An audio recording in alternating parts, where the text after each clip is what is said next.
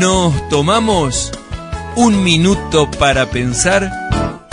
Claro que sí, juntos otra vez. ¿Qué tal, señor, señora? Un gusto saludarlos. Nuevo tema número 1 de ¿Se equivocó Dios con el rey David? Una pregunta. Cuando empezamos a mirar la vida de una persona, y no para criticarla, simplemente por sus frutos los conoceréis, nos vamos a dar cuenta que muchas veces las situaciones de la vida nos desnudan delante de los demás. Porque si yo soy violento y maltrato a mis seres queridos, a mi esposa, a mis hijos, o si le debo plata a todo el mundo, por sus frutos los conoceréis. Pero ¿cómo nace este tema? ¿De dónde sacamos esta pregunta que si Dios se equivocó? ¿Usted no sabe que Dios no se equivoca? Claro, pero hay un versículo que es clave y te lo comparto. Hechos de los Apóstoles, Nuevo Testamento, capítulo 13, versículo 22. Quitado de quien está hablando la palabra, del rey Saúl. Les levantó Dios al pueblo de Israel por rey a David, de quien dio también testimonio diciendo: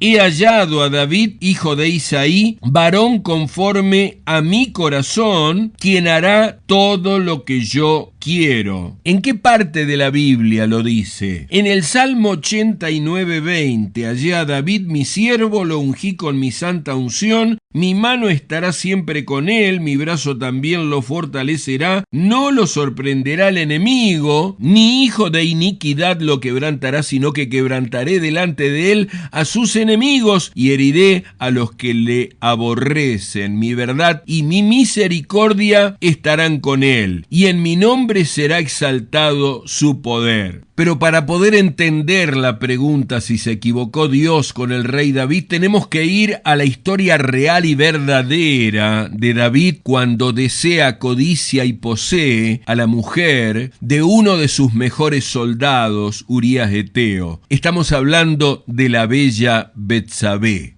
En la primavera, cuando los reyes suelen salir a la guerra, David envió a Joab y al ejército israelita para pelear contra los amonitas. Sin embargo, David se quedó en Jerusalén. Una tarde, después del descanso de mediodía, David se levantó de la cama y subió a caminar por la azotea del palacio. Mientras miraba hacia la ciudad, vio a una mujer de belleza singular que estaba bañándose. Luego envió a alguien para que averiguara quién era la mujer, y le dijeron: es Betsabé, hija de Eliam y esposa de Urías elitita.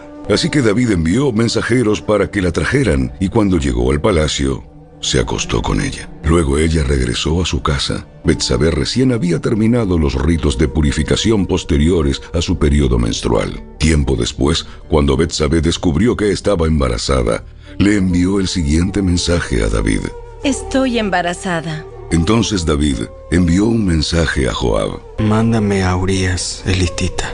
Así que Joab se lo envió. Cuando Urías llegó, David le preguntó cómo estaban Joab y el ejército. Ve a tu casa a descansar.